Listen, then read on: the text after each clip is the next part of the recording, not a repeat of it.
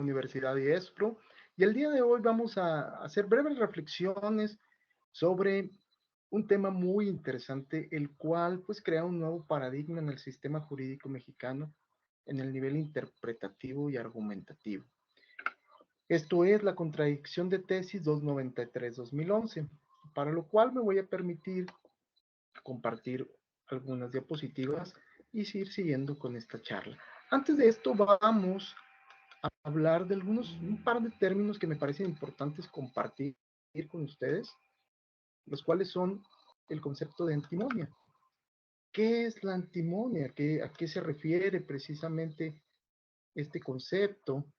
Bueno, cuando hablamos de antimonia, hablamos precisamente de una situación de dos normas que van a en un mismo sistema jurídico, es decir, en un mismo ámbito positivo, temporal, espacial, material, atribuyen consecuencias jurídicas distintas que son incompatibles entre sí a un supuesto jurídico, a un supuesto fáctico, y al aplicarlo en un caso de derecho, bueno, impide precisamente una aplicación acorde.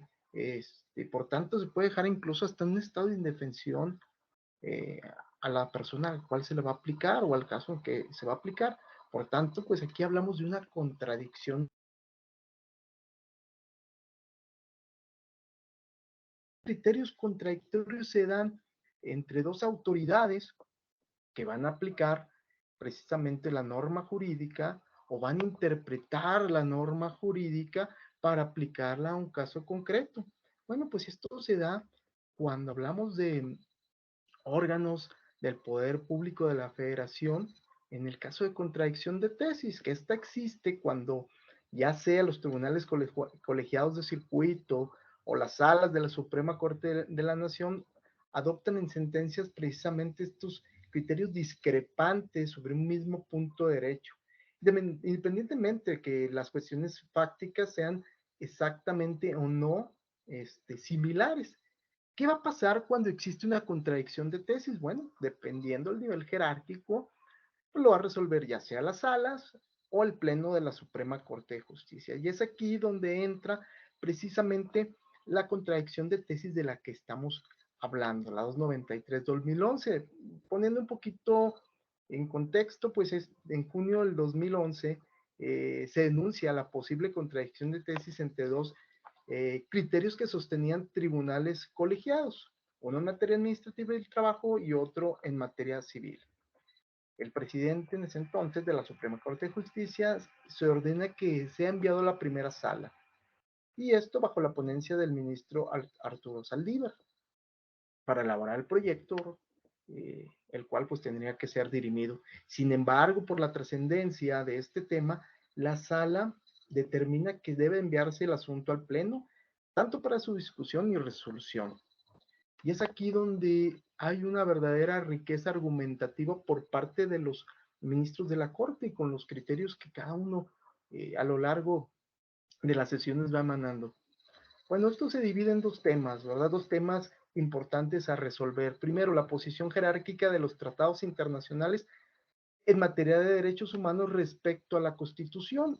El primer tribunal, es decir, el séptimo tribunal colegiado en materia civil del primer circuito, establecía que tratándose de los tratados internacionales, deberían ubicarse jerárquicamente encima de leyes federales y en segundo plano de la Constitución federal. Este es el criterio que se sostenía.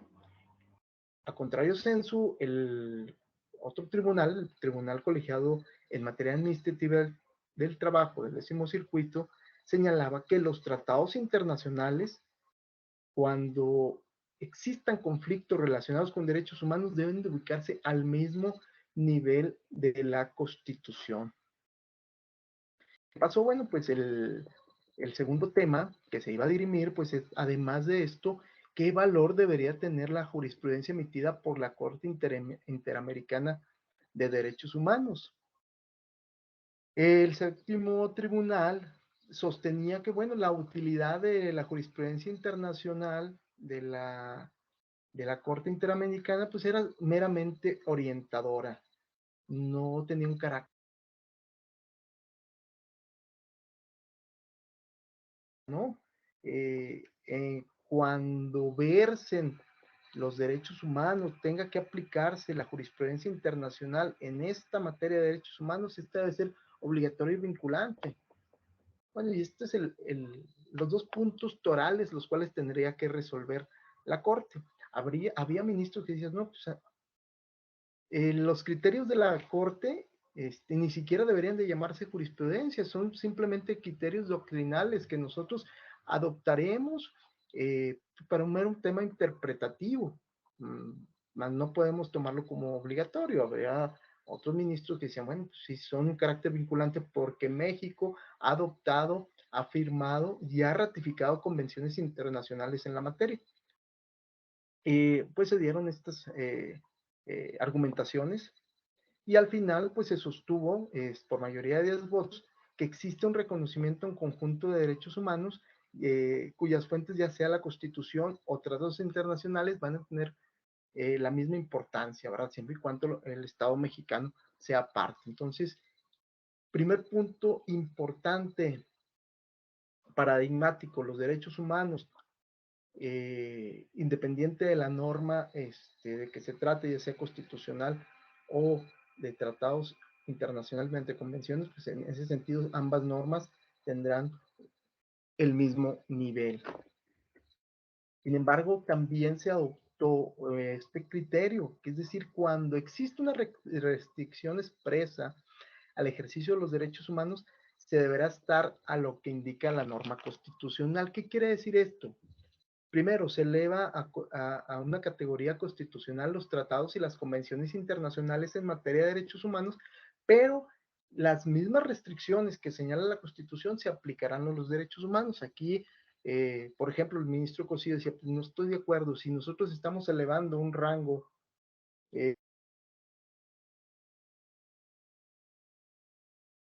internacionales, pues estamos delimitando, ¿verdad? Precisamente la importancia de las convenciones que versan sobre derechos humanos. Y bueno, ese fue también el punto que prevaleció. Y conforme al segundo tema, respecto a la jurisprudencia emitida por la Corte Interamericana, bueno, pues esta, al final, por mayoría de 6 votos, se determinó que es vinculante. Como les digo, había criterios de ministros, como el del ministro Luis María Aguilar, que decía, pues, esto no debe ser obligatoria, es meramente de carácter orientador. Sin embargo, pues es el criterio que prevalece. Incluso dice, bueno, es tan obligatoria, aunque México no haya formado parte de un asunto que resuelve, cuando estos principios se adoptan favorablemente a la persona, llamado principio de persona, será obligatorio aplicarlo, ¿verdad? Entonces, por lo mismo, en cumplimiento de este mandato, todos los juzgadores deberían atender o deberán atender a los siguientes. Primer punto, cuando se trata de criterios análogos, similares, que convergen circunstancias de modo, tiempo y lugar y que tengan una consecuencia jurídica similar, se tiene que verificar, ¿verdad? Que este, la aplicabilidad, ¿verdad?, de este precedente en estos casos. El segundo es que, de ser posible, se tienen que armonizar tanto la norma constitucional como la convencional, o en este caso, el criterio nacional con el criterio de la jurisprudencia interamericana. Pero de ser imposible esta armonización, pues se aplicará el criterio que resulte más favorecedor para las personas en la protección de sus derechos fundamentales.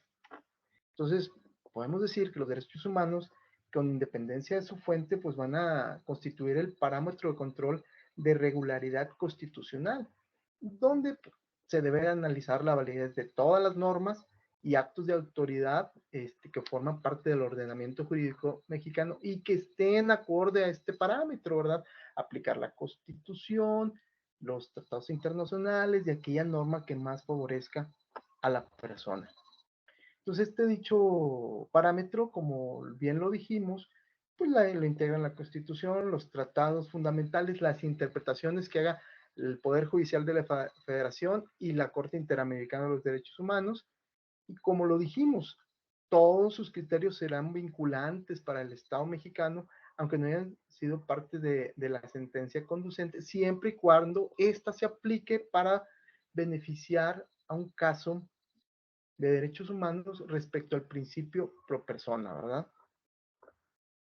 Y por último, me permito compartir una caja de herramientas para la aplicación de los derechos humanos. Primero tenemos que partir de la dignidad humana. Todo derecho humano lo que busca es proteger, salvaguardar la dignidad de la persona. En este principio de progresividad que a partir del 2011, junto con los otros principios que tenemos, ¿verdad? De universalidad, interdependencia e indivisibilidad de los derechos humanos, la progresividad ha sido recurrente porque siempre se ha buscado una mayor protección, ampliar la protección a la persona, y esto respecto a la dignidad humana, que viene siendo el principio y fin, la premisa y la finalidad de los derechos humanos. Y aquí entonces vamos a aplicar el parámetro de control de la regularidad constitucional como una norma y su interpretación autorizada, el principio por persona, las obligaciones que tienen las autoridades de promover, respetar, proteger y garantizar los derechos humanos, los deberes específicos de prevenir, investigar, sancionar y reparar los mismos, en concordancia con estos principios que ya señalamos y con los contenidos esenciales que todo derecho humano debe tener, de ser que deben ser disponibles, accesibles, tienen que tener aceptabilidad y calidad. Y en sí, a esto nos ha llevado, ¿sí?, a una transformación del sistema jurídico mexicano a raíz de esta contradicción de tesis 293-2011.